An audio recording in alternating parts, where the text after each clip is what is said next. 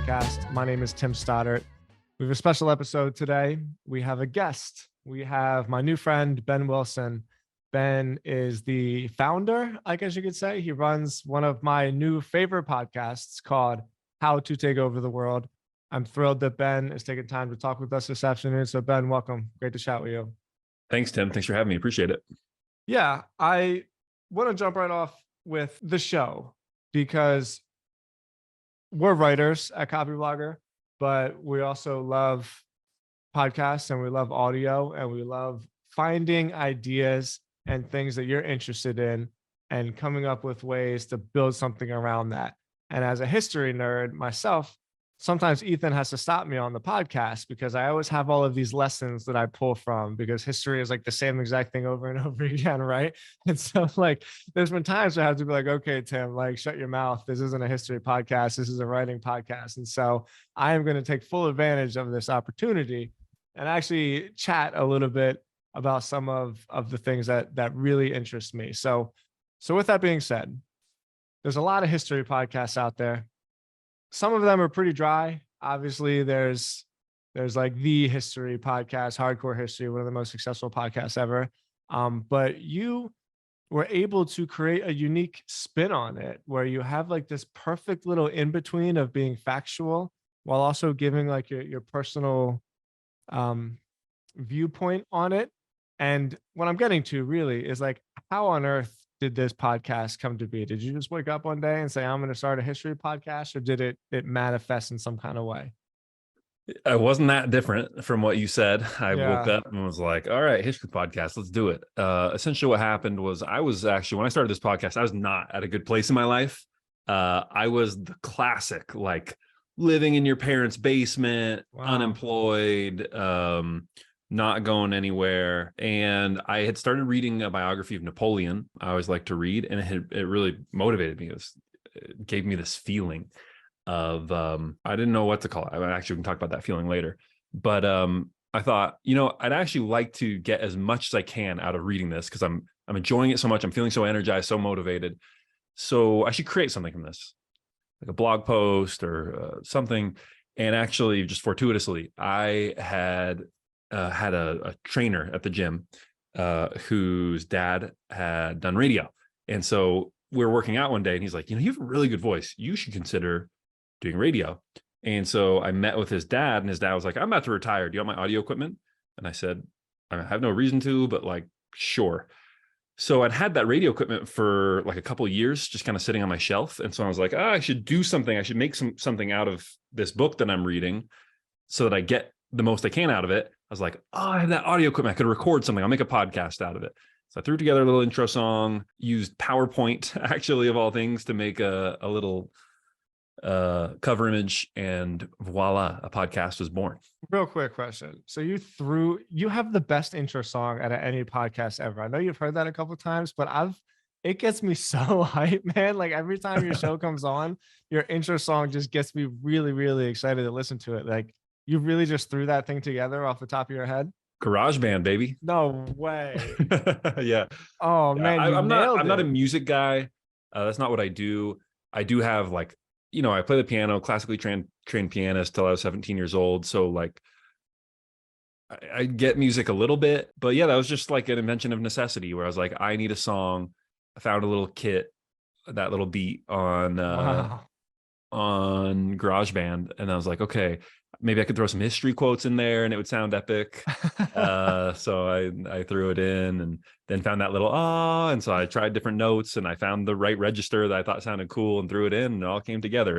It took me like 45 minutes. What's funny too is since then people have been like, hey, you must be this amazing composer, let me hire For sure. you. And I've had to like give their money back. I don't know. I'm a one-hit wonder. That's all I had in me.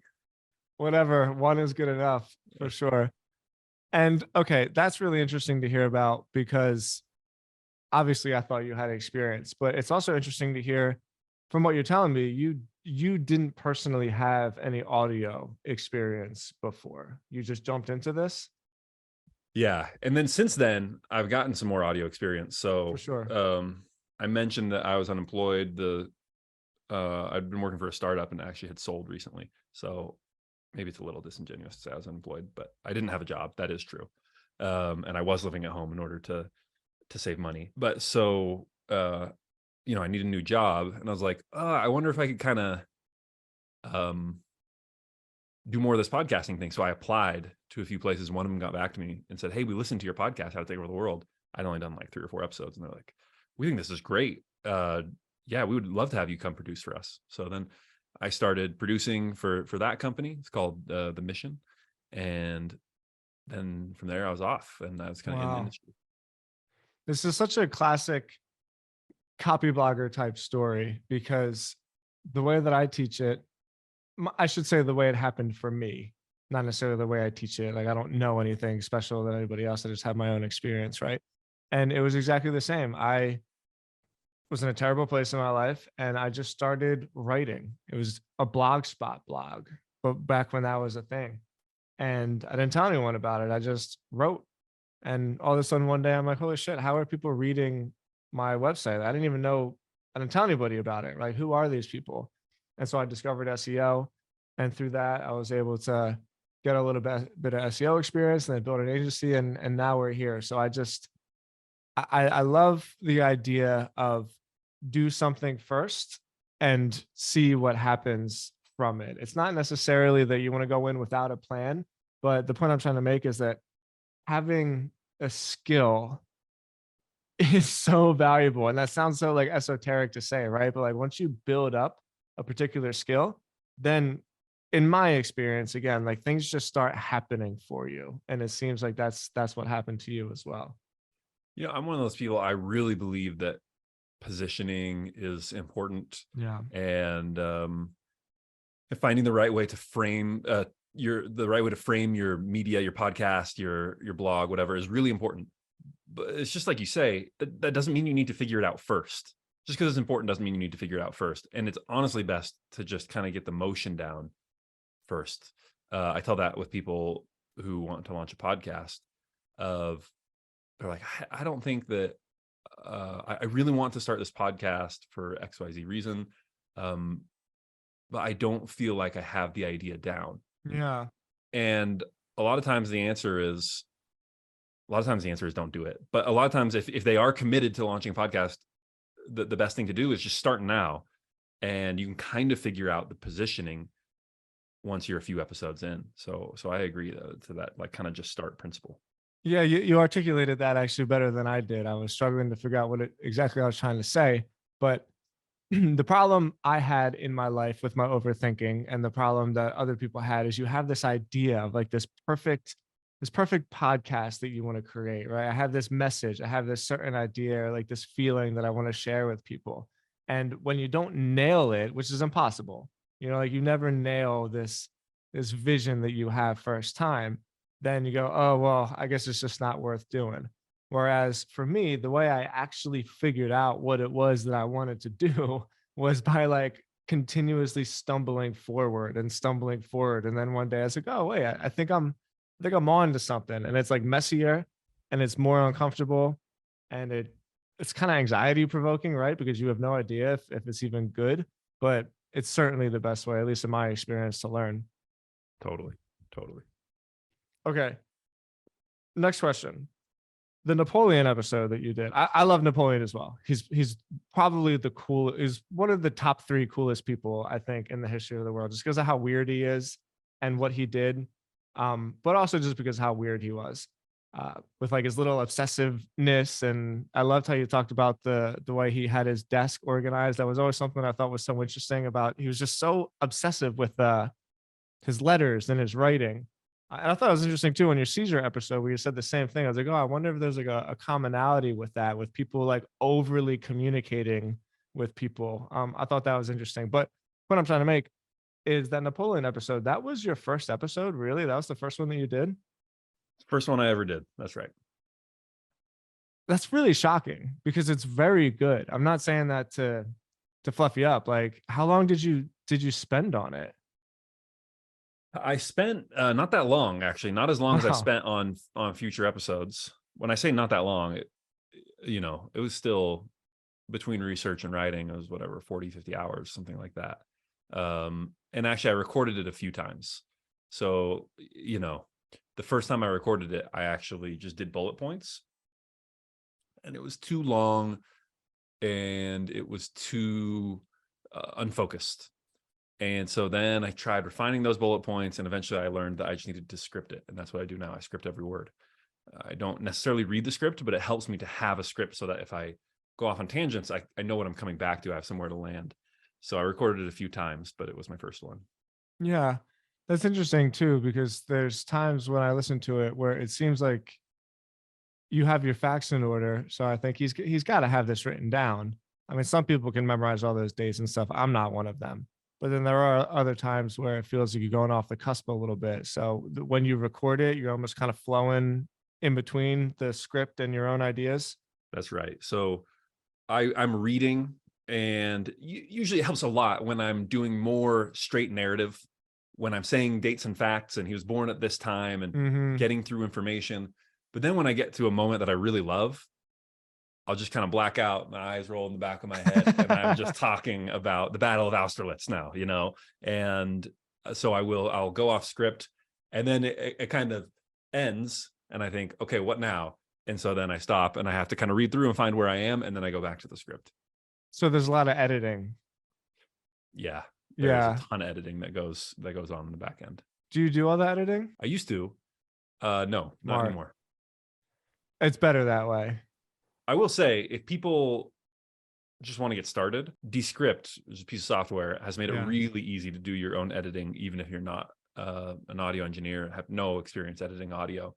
So it's not that hard to edit your own audio these days. But yeah, I don't do it myself. Yeah, I agree. But Descript is really cool. I would also say, just as like a little side note, that knowing how to edit is a really, really great thing to have, because there's so many people, myself included, like I just can't stand the process. I'm not like a tinkerer, I really, really can't stand it. And so I'm always looking for editors. And it sounds like that was the first thing that you got off your plate, right? Because it's very it's a mentally and like emotionally kind of exhausting, because it's so hard to decide, like, do I leave this in? Do I not? And then you start going back and forth where it's like, okay, let me see what it sounds like if I leave this in. Let me see what it sounds like if I take this out. And then before you know it, I'm lost in this world of like, where did I even begin? And I just want to hit, like Control Z 50 times and just go backwards all the way to the beginning. So it's an exhausting podcast, especially for episodes that are as long as yours. Yeah, a good editor really is an artist. Yeah. And I love the editor that I work with now. He's really, really good. Yeah. So yeah, there's definitely an art to it. But the basics you can kind of figure out. You don't need a professional, but For sure. yeah, I still encourage people, once you want to take it to that next level. Yeah, there's You have definitely to. Yeah, you have to. So then how did you get hooked up with Sam with the hustle? Like how are you involved in that now? He just listened on Spotify. I think he No searched way. Caesar podcast or something like that. And one day, I was already a listener of My First Million, which is a big entrepreneurship show that I now produce. And I'm listening to it one day, and Sam says, I found this amazing podcast called How to Take Over the World. Honest to Wait, so goodness, you were listening to it? I was listening to it. No Yeah, fucking way. That is I was so listening to cool. it. And honest to goodness, my first thought was, wow, that's crazy. There's another podcast called How to Take Over the World. And then he's like, yes, this guy, Ben Wilson. And I just, I like had an out of body experience. I felt like I was floating above my body. I couldn't, I had this just like rush that went from my head to my toes. I felt like my whole body was tingling. I couldn't believe it was happening. And then we started talking over the next few days, and that's how I got plugged in there. Where were you when you heard it? I was at my in-laws' house. In the summer, we were visiting Utah, where I now live, but at the time lived in Northern Virginia. And so yeah, I was visiting my mother and father-in-law, and I was sitting outside. It was the morning, and they have like a little table outside in their backyard, and I was sitting there and doing a little email and listening to the podcast. So you had your headphones in? I actually didn't. I just had my phone sitting okay. out, and I was listening out loud to my phone. Oh my gosh, that is so cool. I'm just trying to envision that moment. Like, what did you do? Did you like run inside and freak out, or did you kind of just get stuck in like this like cerebral? No, yeah, I started running around. I ran up to my wife, I was like, Katie, you got to listen to this. And Oh my gosh, I love it. yeah, it's crazy. Wow. Okay, so what a transformation. You were in a tough spot in your life. You read a book about Napoleon. You got inspired by Napoleon's like ruthless tenacity and ambition. You did a podcast. A couple episodes later, you did a Caesar podcast. You started editing, and now you're the producer for The Hustle, and you're hanging out with Mr. Beast. Yeah, yeah. That was another crazy one. That was another one where that time I was at home in Northern Virginia, and I looked down at my phone, and I had a Twitter notification that said, you got a DM from Mr. Beast. And again, my first thought was, There's another Mr. Beast. there's another Mr. Beast, but there's a lot of Mr. Beast impersonators, right? So I just assumed that I got a DM from Mr. Beast _, right? Or like underscore Mr. Beast, or just one of these jokers who's fake. So then I tapped on it and saw that it was actually him. And that time I was actually about to go to bed. I was sitting in bed, and once again, I was like, Katie, look at this. She didn't know who Mr. Beast was. And so she was like, okay. And so I started explaining to her, like, this is a big deal. This guy's the biggest YouTuber in the world. She's like, oh, wow. Called my best friend, and who was kind of my partner in crime with a bunch of stuff. And I was like, what do I do, man? What do I say? I felt like I was back in middle school, right? I was like texting him every step. I'm like, all right, what do I say now?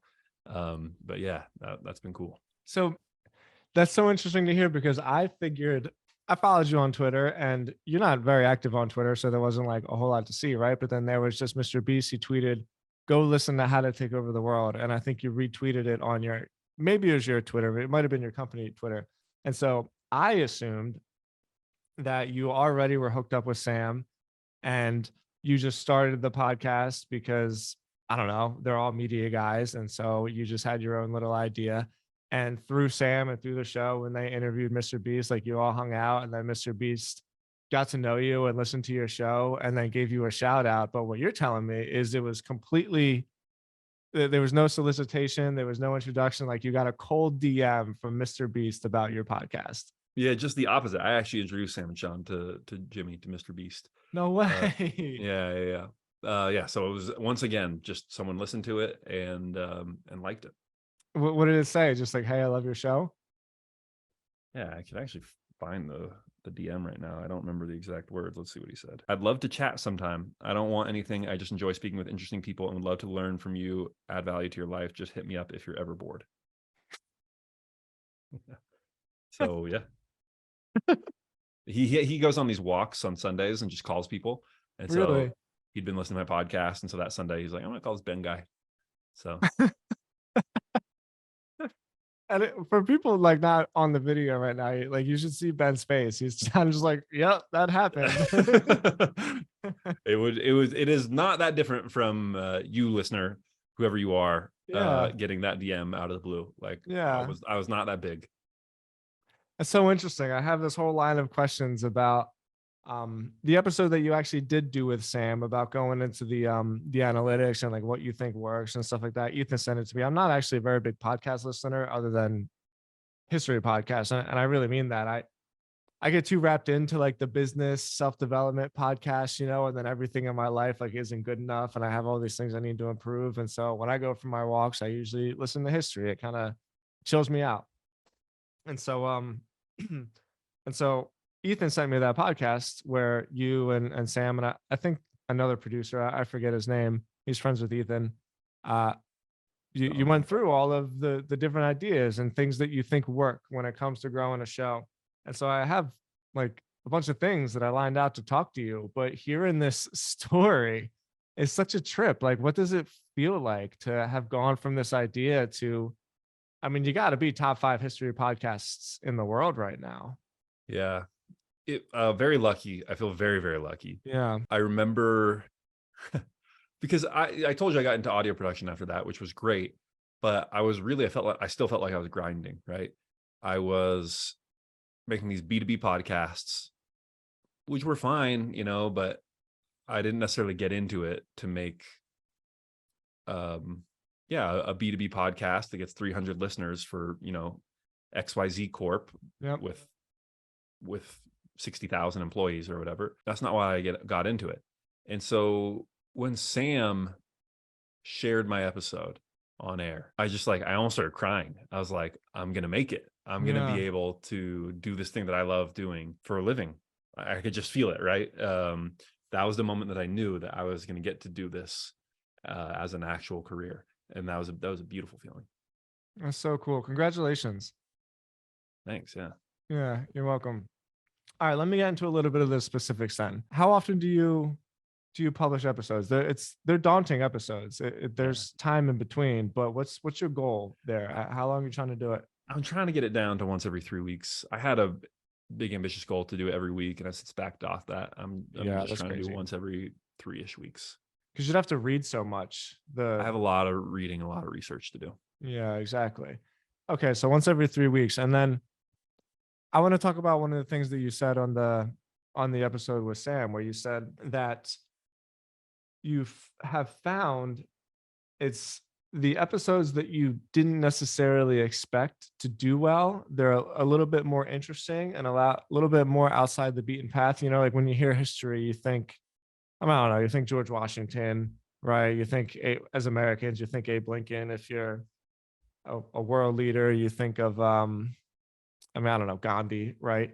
But you said that some of the more interesting episodes that you did and that were well received were, you know, things like Edison, who's like a huge historical figure, possibly one of the most influential people in the history of the world, right? But not a lot of people would think about him. So, Right. what's your viewpoint on that? Do you think that people are looking for something more interesting, or do you think it's that because it's more interesting, it spreads? Well, I think there's a certain element of look, one of the reasons so How to Take Over the World, when it first came out, I remember being at this, I went to a podcast conference to try and figure this whole thing out. Yeah. And I'm there, and there's this representative from one of these big conglomerates, one of these big networks. And I'm telling him, you guys need to pick up my podcast. And he goes, how many listeners do you have? And I'm like, 200, maybe 300. And he's like, come on, man, why are you talking to me? You're a joker. And I'm just there, and I'm pouring my heart out, and I'm like, please, you got to listen to this podcast. Like, I know it's going to be a hit. I know it's going to be a hit. You got to listen to it. You got to pick me up. He did not listen. He did not pick me up. But I had that confidence early on, because even though I only had 200 or 300 listeners, there were people who would talk to me who would be like, hey, man, this is my favorite show. And I think that's really important, that criteria of, are you someone's favorite show, right? So that applies to episodes too, right? So for example, one episode that's done really well is about Brigham Young, who was the second leader of the Church of Jesus Christ of Latter-day Saints, otherwise known as the Mormon Church, led 60,000 people across the plain, established the state of Utah, and built all these colonies. But kind of a niche historical figure, not a lot of people know it. But if you're Mormon, this matters a ton to you, right? And this isn't someone that you often hear featured in an episode like How to Take Over the World. And so it's really exciting. You're going to share it with your friends who are also Mormon so they can listen to it. And so it does really well. And so I think there's a little bit of that, a little bit of, it's better to have something that some people are intensely interested in than to have someone who everyone is a little bit interested in. The other thing is, yeah, like there's not a ton of content out there on Brigham Young. There is a lot of content on Caesar. I think my Caesar podcast is still pretty good, but there's a lot of good, frankly, podcasts out there about Caesar that you can find. And so you can go elsewhere for that. So yeah, I think that oftentimes content that is a little more niche can do well because you get those really passionate fans who share it. I think that there's two things that come to mind. One, when you created the Brigham Young episode, did you specifically think I'm going to make an episode that Mormons are going to share with themselves, or did you just have a really cool story that you wanted to put out there? No, yeah, I tried a couple times doing episodes specifically for the purpose of like targeting a certain audience. It never works, right? And no, yeah, exactly. No. So I now have made a rule for myself that I am only doing episodes on the person who I find just the most interesting, that I'm just fixated on, fascinated by, can't help myself, have to do this research. And so that's what it was with Brigham Young. Yeah, that's something that I have learned from experience as well, just about how unpredictable it all is. Like nobody has any idea what they're talking about. And I really mean that. Everyone is just thinking like, "Hey, this is a good idea. Let me try it. Let me see how it works." And well, a good example of that for me is Twitter. Um, at COVID, like everybody else, I said, "Hey, fuck it. Why don't I try to get Twitter followers for some reason?" I don't even know why I wanted to do that, but it seemed like a cool idea. And I have no idea why some things do well and other things don't do well. Like there is absolutely no reason. And so I really do agree that approaching it with that viewpoint of let me just make as much cool stuff as I possibly can, and then eventually something will take off. So co-signed. Um, More of like a personal question. What is your favorite episode that you've done? My favorite episode, this is a bad answer. So I'll give you my bad answer first, then I'll try and think more. My favorite podcast is always the most recent one I did, Yeah. right? Because what I'm obsessed with right now. So right now, I'm obsessed with Brigham Young. I want to know everything about him. And I love it. Like I love it. The research doesn't feel like work. It's great. It's so cool. So, but as soon as I do another episode, it'll be someone else. Hmm. If I have to rule out Brigham Young, I really love the Thomas Edison episodes. Yeah. I think one of the reasons is that one surprised me a little bit. That was actually someone I was not planning on doing an episode on, and just started doing a little research. And then I found this one story that blew my mind. And What was it? it was actually when he discovered recorded sound. What everyone knows him for is the light bulb. The light bulb is definitely his most world-changing invention. That is true. But he didn't truly invent the light bulb. Everyone was working on the light bulb. Light bulbs already existed.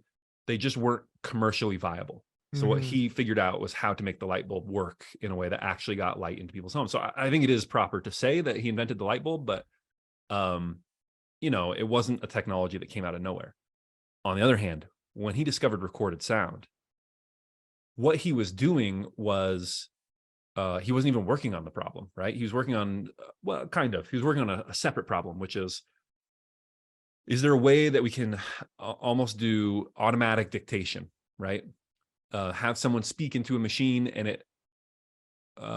it's something that would take hundreds of years to actually develop, that we now need artificial intelligence for, but like have it transcribe what you say as you say it. And so he's thinking, okay, well, maybe if we are able to write down the vibrations somehow, and so they're recording it, and he's got this needle going in copper to record the vibrations as he's speaking. And he's just sitting there with his machinist who's helping him. The guy's name was Batchelor, was his last name. He says He's a real Batch. genius. Yeah, a real genius himself. Yeah. Edison couldn't have done a lot of the stuff he did without him. And he goes, Batch, what if you pull that backwards and vibrate the needle going in the opposite direction?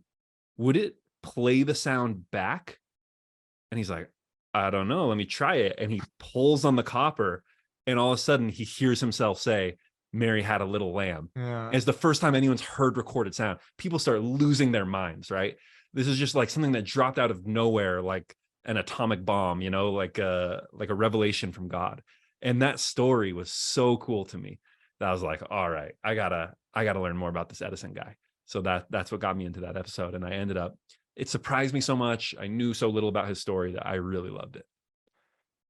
There was a part of that episode that I thought you did a really great job articulating on, which is what that would do to the regular person who all of the sudden could hear something that they said even 10 seconds ago. We really take it for granted now, but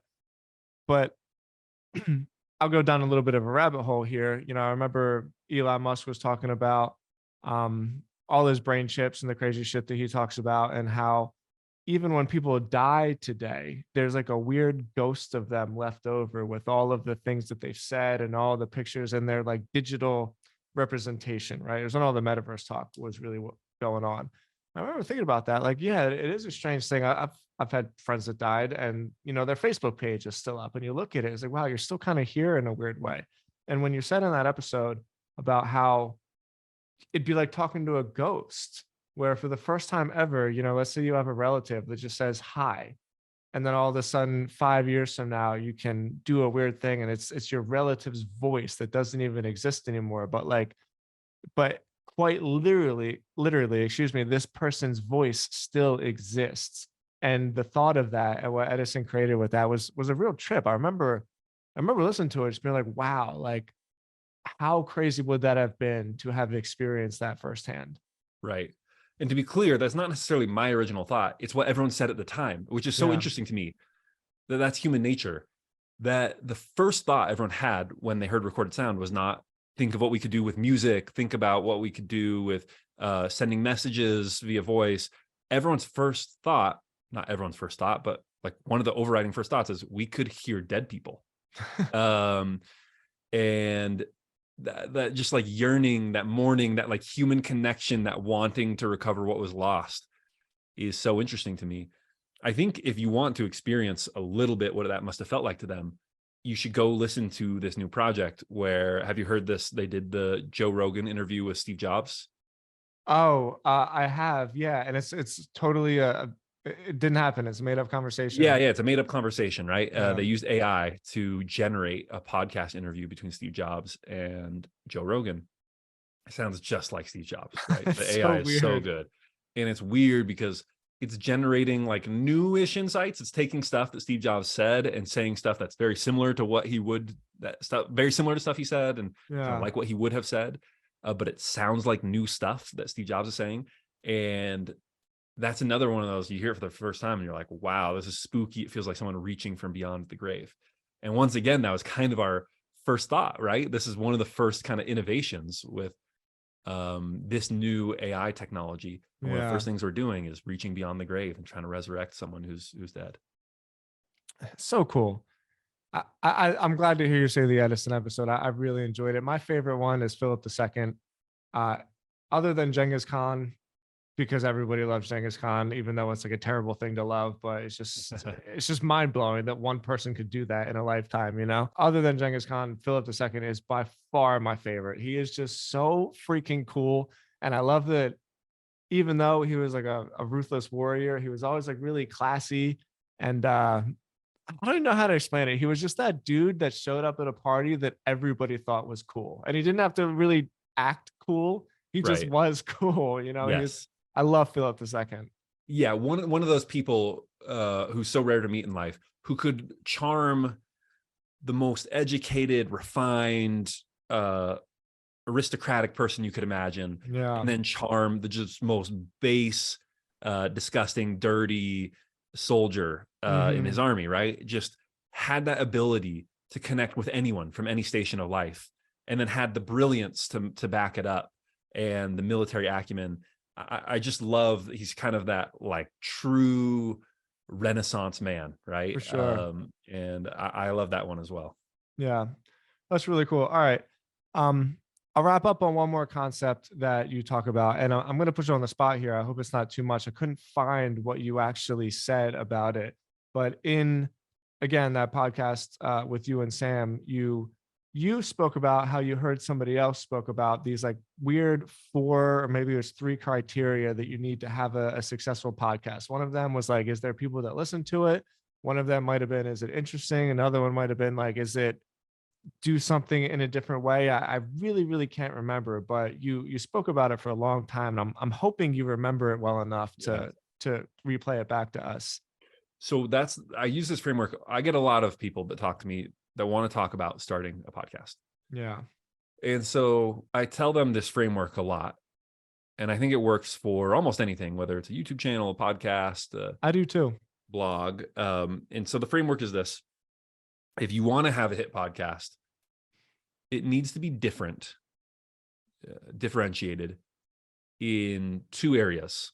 You choose 2 from these 4 areas. Here are the 4 areas in which it can be different: what it's about, the actual content, the subject matter of the podcast, who's telling the story, in other words, who you are, Mm. and then who the audience is, who it's for, and the 4th is how you tell the story. So if I am making a podcast for firemen, maybe there are no podcasts about fireman, about the life of a firefighter, right? Or if there are, then I need to find something that's more differentiated, right? In terms of what it's about. So maybe it's not about just the life of a firefighter. Maybe it's about firefighting technology, right? And I'm going to be the podcast where I help firefighters figure out what equipment they need, right? But you need to find that, you could find that niche of what it's about. Again, who it's for. Now, if we're talking about firemen, that's kind of a binary, right? Of if there are already podcasts for firefighters, and that's not really differentiated. Or if it is, again, you can maybe try and be a little more niche of actually, maybe I'm a podcast for female firefighters. I probably wouldn't do that. But maybe it's a podcast for, once you go to a technology angle, right? Like not just firefighters, but like firefighters who just aren't there for the job, but actually want to be like cutting edge, right? Those guys who want to like push the envelope in firefighting. Okay. That's one way you can differentiate the audience, or you could differentiate who you are. That's, again, once you either are that person or are not, but maybe you yourself are a firefighter. Okay, that's good. Maybe you yourself, have won some contests or have some sort of something that sets you apart as a particularly excellent firefighter. I think this one is the biggest pitfall, actually, the who you are, because people go, well, I'm really interesting and dynamic, so that differentiates me. I'm like, okay, but you realize that there are a lot of podcasts out there from like professional comedians, right? From like Malcolm Gladwell, from people who are like from Malcolm Gladwell, like the most interesting, the most funny in the world. Like on that battlefield, do you really stand out? Like, does that really differentiate your podcast? So I'd say be very careful with that one. You really need to be differentiated and dynamic and whatever if you're going to go with that one. Well, hold on. Excuse me to interrupt you. Like, can we talk about this one for a little bit? Because how else could you differentiate yourself as a person other than being dynamic? Like, if you're breaking down this framework and I have a skill and there's something I want to talk about, but I'm not like very hip, I'm not very charismatic. I think Lex Friedman is a perfect example of this. Like, he's like a terrible podcast host, but there's something about him that makes him, I don't know, you gravitate towards him. So how would you break that down in a way that makes it more digestible?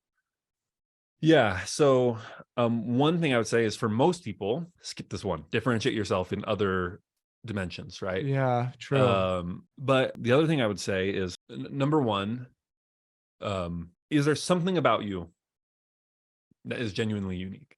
Okay. So you can look for that. Just look. I actually don't think that this is one of the ones that I differentiate my podcast on. But if I had to say something about me that makes me unique, it's not actually that I'm the most dynamic, the most interesting. I don't have that like all over the place register. Like I could honestly do better about being interesting that way. But my shtick kind of is people find me very soothing. People find me very easy to listen to. And so I could lean into that more, right? Yeah. Like if that was going to be my point of differentiation of like, okay, I'm the soothing guy who you can just kind of relax and listen to, right? Yeah. And so that's what I would do if I were trying to differentiate there. So yeah, the first thing is just kind of like really self-analyze about yourself. What is it that sets you apart? And then two is, yeah, you can learn to be more interesting. There are things that you can do to learn how to speak better, to learn how to lean into certain elements of your personality, to make yourself more interesting if you want. Yeah, but I think you said it really well. Like most of the time, skip that one. And as soon as you said that, I was like, oh yeah, like Lex Friedman isn't interesting because he's dynamic. Is interesting because he's a computer scientist and he loves astrophysics. And so everything that he brings to the conversation has this weird, unique approach that has something to do with his personality. So as soon as you said that, I was like, oh yeah, definitely. Just skip that one.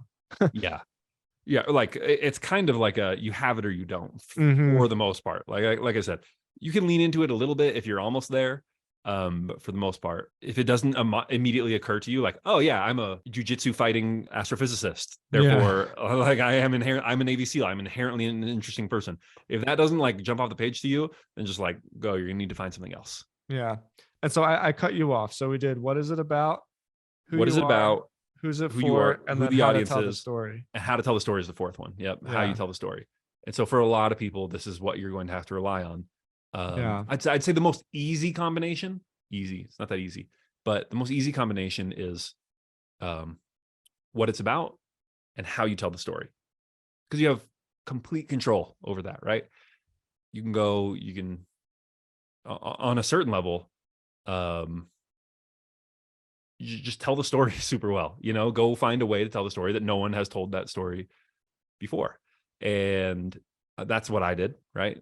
These Yeah. famous biographies, people had told these biographies, but no one had done it from a perspective of, what can I take away from this?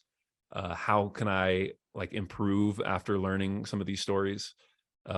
So I think for most people, the telling the story in a different way should be one of those pillars. Yeah. Especially because there's no limitation to combining those two. There's infinite options. And I think a perfect example, and I wish you would do this more often, honestly. I'm not saying this to critique your show. It stood out to me so much as like, oh my God, that is a way to nail a differentiation where you always do the history, let's just tell the story, right? And then at the end of it, you give some reflections about like what you learned from this person.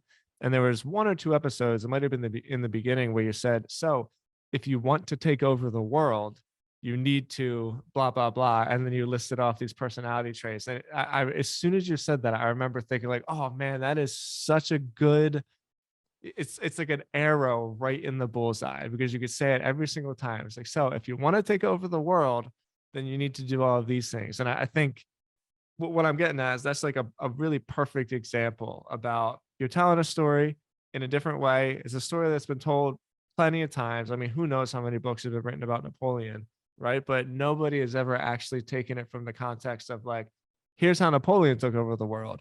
If you want to take over the world, then do it like this. Right. Right. Yeah. Yeah. Exactly. That's And amazing. I think, look, people can get really bogged down in this exercise. Yeah. Like we were saying earlier, you don't have to do this necessarily before you start, if that makes sense. Like you can get started, you can start a podcast, you can start a blog. Maybe you've already got a few posts or a few episodes out, and now you're thinking, okay, this isn't getting perfect traction. I need to differentiate a little more, and that's fine. And this is a really helpful exercise that you can just improve your positioning as you go, to make sure. And once you do, you'll really have that product Yes. market fit. And like I said, for me, that indicator is, are people telling me, oh, this is my favorite show? Even if you only have a few listeners, if of those 20 listeners, 3 of them are like, I can't get enough. This, I listen to every word you say. This is my favorite show. Boom, you got it. Like, just keep putting out content. It's gonna get there someday. Yeah. It's gonna find a way. Be somebody's favorite. Amazing. Well, Ben, you got a brand new family. I know that you got a lot going on right now, so I really appreciate you taking the time. Man, like, just thank you. Really, I'm really happy for you. Again, just congratulations on all you've done. It is an awesome, awesome show, and I say that sincerely as somebody who just enjoys the podcast for what it is, but also loves these. Well, they're not characters; these figures, and loves the way that you tell it. Congratulations! It was really great talking to you. Thanks. It's been fun to chat. Thanks for having me on. I appreciate it, Tim. Likewise, thanks everybody for listening. If you want to support the show, give us a subscribe, give us a rating on iTunes. It's the best thing you can do to help us out. Really appreciate it. And we'll talk to you next time. See ya.